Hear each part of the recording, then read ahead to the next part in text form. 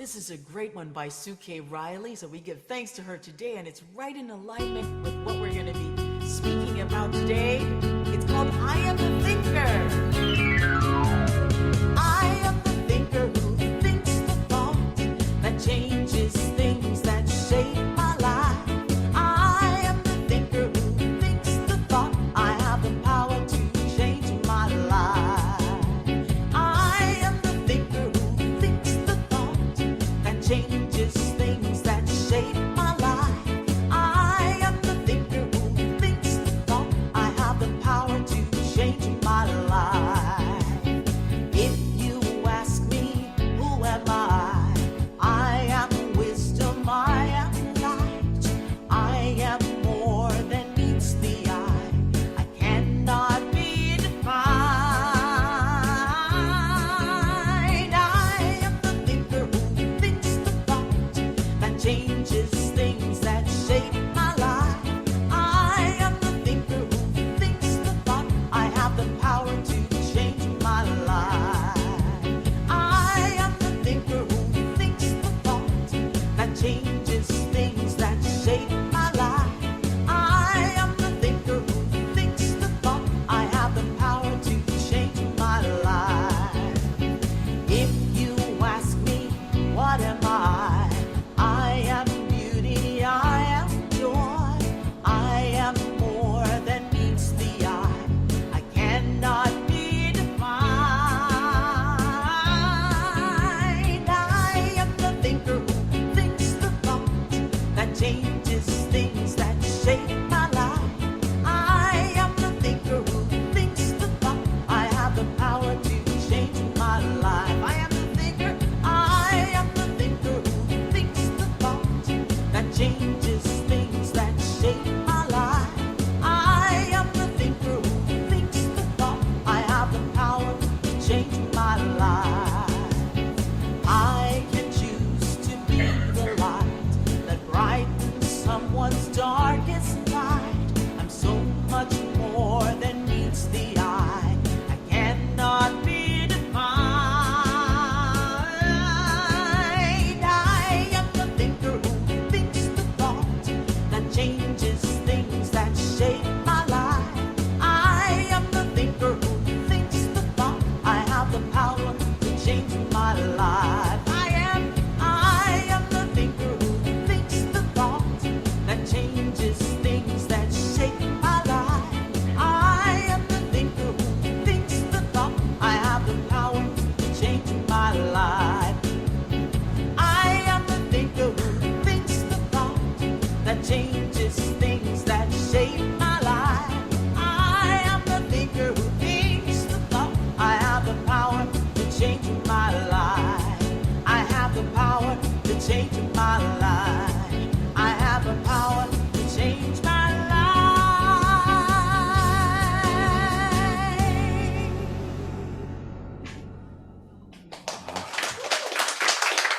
I love that song. Quick question. How do you change your life? Change your thoughts. Exactly. Very good. Who said that? Did you say that? Diane gets a gold star. Good morning, friends. Good morning. How is everyone? Good morning. Excellent. Scott is always on time.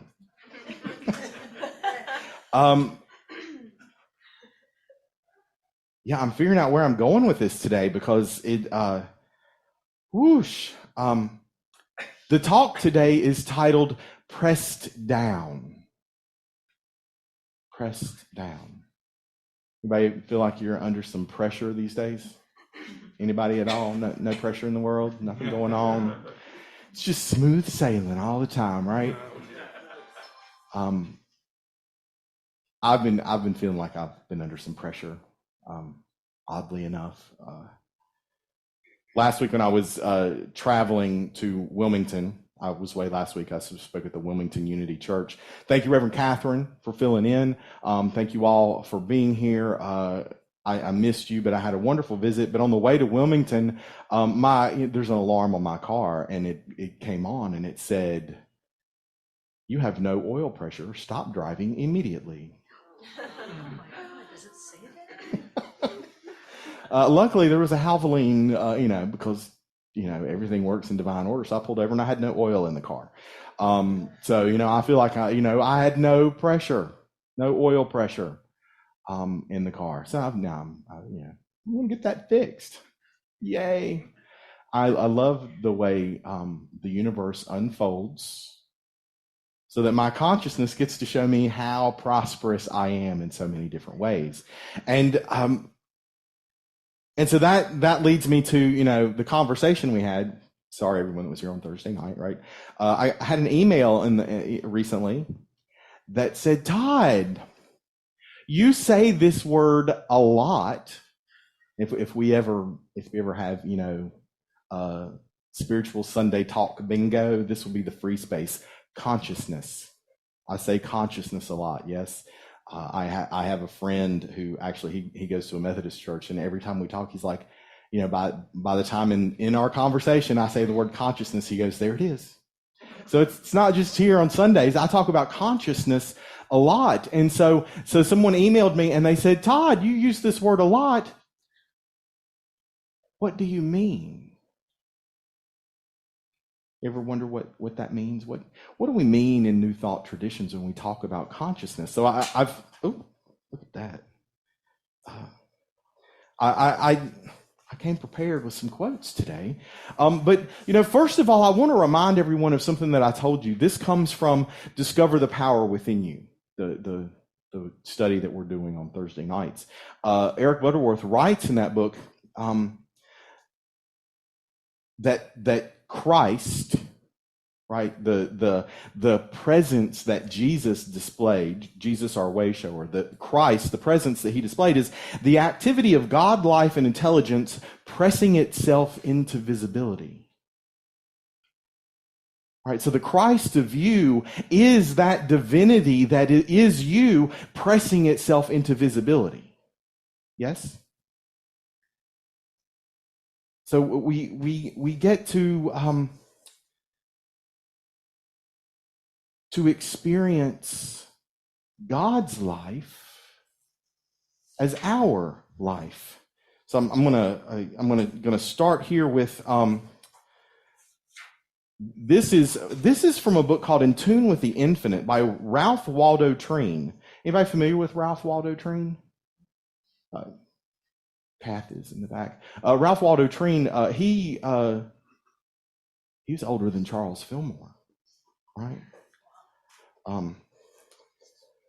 The great central fact of the universe is that spirit of all infinite life and power is back of all, that animates all, that manifests itself in and through all. That self-existent principle of life from which all has come, and not only from which all has come, but from which all is continually coming.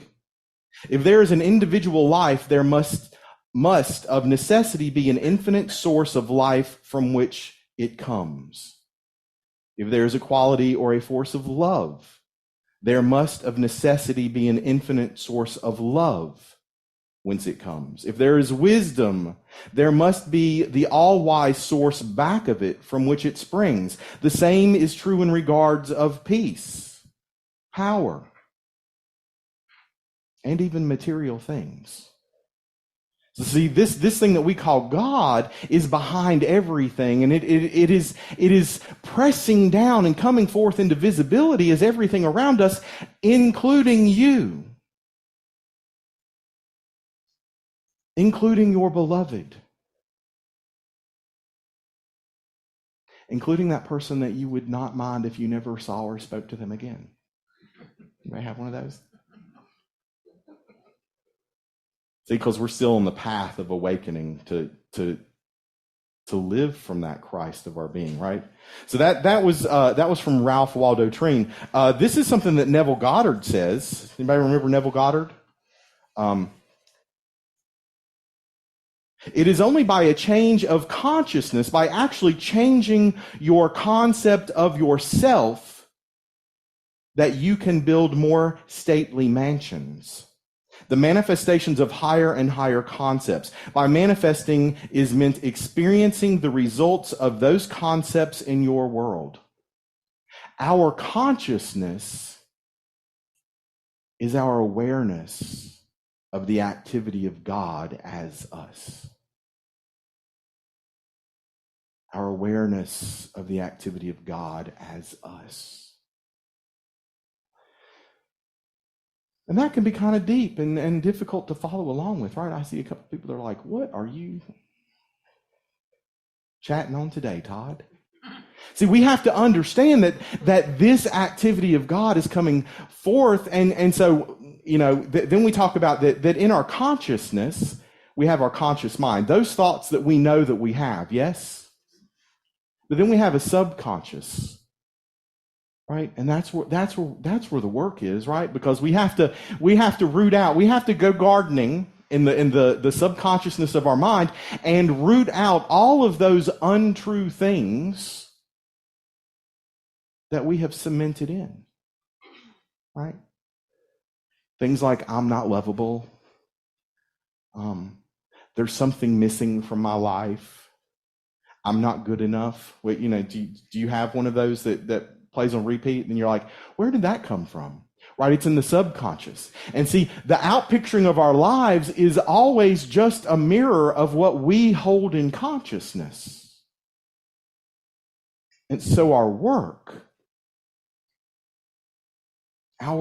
is to get clear on what we believe, what those thoughts are, because everything that Jesus taught us, our way shower, everything he taught us is about the mental and emotional plane, right? It has to do with what we think and how we feel. Because if your thoughts and your feelings are in alignment, then the experience you have of this world is independent of the events that happen here. You ever known someone that was just happy-go-lucky, always had a smile on their face, and you look at the events of their life and you're like, how can they be happy? Because they knew the truth. That their life is God's life, and God is showing up at the point of them, and so everything is available to them, and so they turned their focus, their attention to truth. That this relationship of understanding our oneness is more important than the material things in the world. That doesn't mean that the material things in the world don't matter, right? Because we are fully human at the same time that we are fully divine, right? I still need to get my car fixed because I've got to get from here, back to Beaufort later. We all have our needs in the physical world, but the truth is that everything that outpictures here in the material playground happens because of our truth. And I could say that last Saturday was a really bad day because I found out I had car trouble. Or I could just say, okay, let's get this fixed. Stuff happens. Stuff happens. And so, of course, I'm going to back this up with the scripture. Don't you love that? So some of you are going, no, I don't. No, I don't. But I have to read all these books for the field ministry program. And so if I'm learning all this stuff, I think y'all should too, right? So that when people bash, we can say, but here's a new understanding. Here's a new way to experience this, right? Because we know that the activity of God, life, and intelligence is pressing itself into visibility, and that means that this Christ Spirit, this truth, is pressing itself into visibility into our scriptures as well. But we get to use our consciousness to understand what it means. Yes? So, How many of you are familiar with this? This comes from Luke 6. Give, and it will be given to you. A good measure, pressed down, shaken together, running over, will be put into your lap. For the measure you give will be the measure you get back. Have I heard that? You've all heard that. It usually shows up when we're going to talk about tithing, doesn't it? Woo, everybody's second favorite topic. I've got news for you. As I've done my studies, this is not about tithing. Right? That's an incredible message, and we could go down that path if you want to, but I don't want to today. I want to talk about what I really think this means, because if you go back to the beginning of this whole section, because what have we agreed? I don't know if we've agreed, but I've told you what I believe. What is Jesus teaching us about? Our thoughts and our feelings, the consciousness that we hold. And what is our consciousness? It unlocks the kingdom of heaven, right? Because it's within us. Our consciousness is within us. So our consciousness is the kingdom of heaven. And so, this whole section leading up to this give and it be given to you is, it's about love. It's about doing good. It's about blessing people. It's about giving, benevolence. Even the golden rule, do unto others as you would have them do unto you. Everybody knows that, right? I have a great message on that. It shows where that comes up in all of the world's major faith traditions in some way, shape, or form.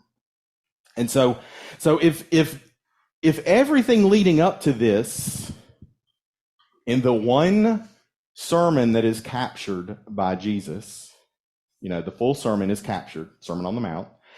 Why would he, in the middle of talking about thoughts and feelings, suddenly change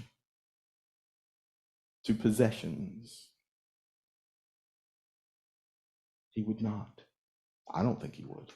And so when we think about this, giving, I'm going out on a limb here because when I do my research, everybody else is going, you give from the consciousness of God's inexhaustible resource. And that is where we give from. That is the message of how we show up and we give in the world, is we're not giving from what we have, we're giving from the truth that there is an inexhaustible supply available to us. Yes? We all know this. Here's another definition of give. The capacity to bend or alter in shape under pressure. Elasticity. We allow what is happening in the world, and we have give, and we have, the ability to bend and to conform to what is happening, because we can hold the truth in our consciousness and in our subconsciousness when we're willing to do the work and root out those things that aren't true. Yes? So this message, this give and it will be given to you. Allow grace in the world for what looks like all of these events, and somebody done me wrong. Everybody have that song ringing in your head sometimes? We offer grace to the world because grace is that ability for us to give, to be elastic, and to give while we stand in the truth that we are fully human and fully divine. I like it when people talk back to me. Y'all know this, so you gotta start talking back.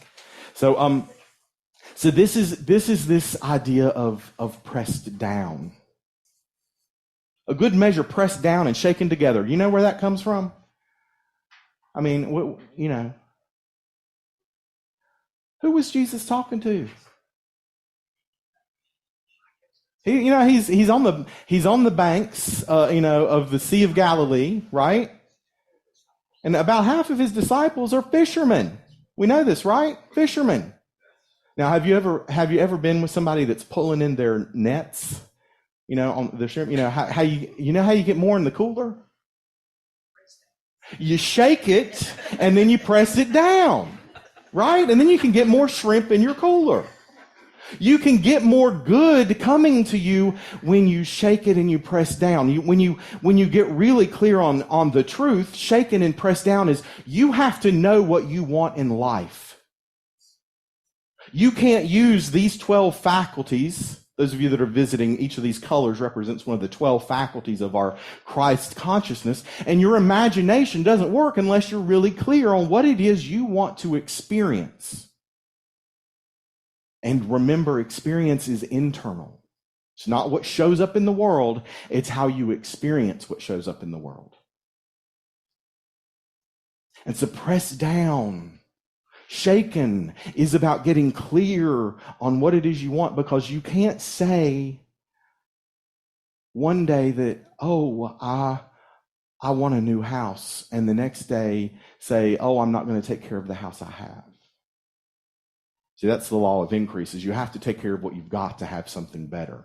And so we get to move into this truth that we are fully human and fully divine by being clear on what we think and pressing down, shaking it around, getting clear. And then that experience of joy that I think we all really want. I think that's what's down below everything, is that this essence of God that is pressing down into visibility and showing up at the point of view wants to know joy. What could be better than knowing joy? The joy of our oneness with each other, the joy of unconditional love. Knowing that there is nothing at the level of spirit but absolute, unlimited good. So that's what we're doing. That's pressing down. Pressed down. And sometimes it gets real easy to anybody ever been on the spiritual path and you go, oh, I've got it now. Or maybe you know somebody like that. I've got it now, right? See, does anybody know what yellow kimberlite is? Kimberlite? Kimberlite is a soil that diamonds are found in. Diamonds are, arguably the most precious stone in this physical world. They're created under pressure. And so when you dig in the yellow kimberlite, it's kind of a yellow mud, you will find diamonds. And so the diamond mines, specifically in South Africa, it's called kimberlite because it's near the town of Kimberley, South Africa. So they find all of these diamonds in the yellow kimberlite, and we're rich now, right? We see our prosperity before us. And then when we have the prosperity we think we want, we don't press down and realize that even more can overflow into our lives. See, they stop digging for a while, but then they're like, oh, look, here is blue kimberlite. It's slightly different. It's sort of, the same. It's still mud, but it's blue. And now, it's really, you can't just dig in the blue. You have to send the blue kimberlite through a rock crusher. But when they started sending the blue kimberlite through the rock crusher, they would get as many diamonds in a week as they used to take months and months and months to have. We can be under pressure and our good can be delivered to us, and then we can stop praying. We can stop meditating because we think we've arrived, but we haven't. Or he's looking at me like, what are you talking about? We should never stop, right?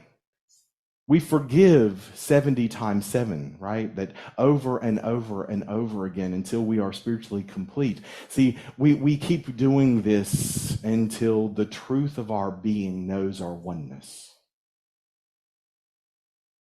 There are no more extraneous thoughts down in our subconscious that would have us believe that we are separate from anyone or anything, including the Spirit of the living God. Right? So whatever pressures show up that make you want to stop, don't. Right? This is a spiritual practice. A spiritual practice. Because if you just come on Sundays, it's a hobby. It's a hobby.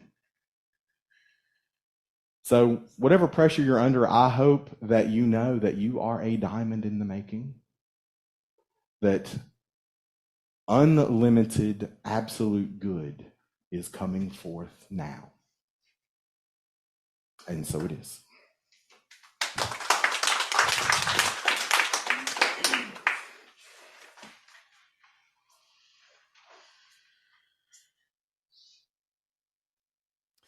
I wrote this song as a reminder to align my thoughts with my desires. It's called I Am What I Think. And I align my thoughts with what I want to do and who I want to be.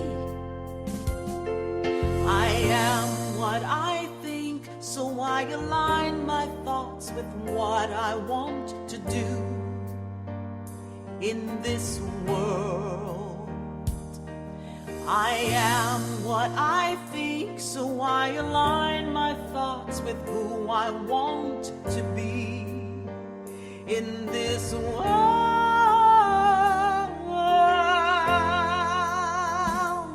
I am beautiful. I am love overflowing. I'm innately good. I am spirit expressing. I am what I think, so I direct my thoughts to good.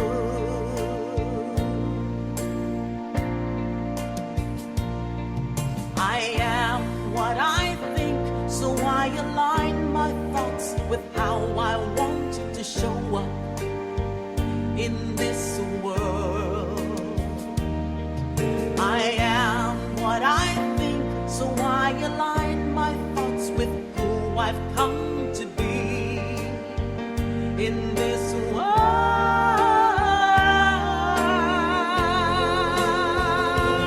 I am peaceful. I am joy overflowing. I am grateful. I am spirit expressing. I am what I think, so I direct my thoughts to good. Yes, yes, oh, oh, I am beautiful. I am love overflowing. I'm innately good. I am spirit expressing. I am what I think, so I direct my thoughts to good. Yes, I am peaceful. I am joy overflowing, happy and grateful. I am spirit expressing. I am what I think, so I direct my thoughts to good.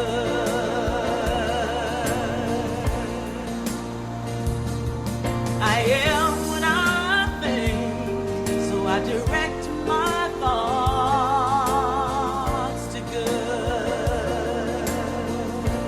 Yes, yes, yes. I am what I think, so I direct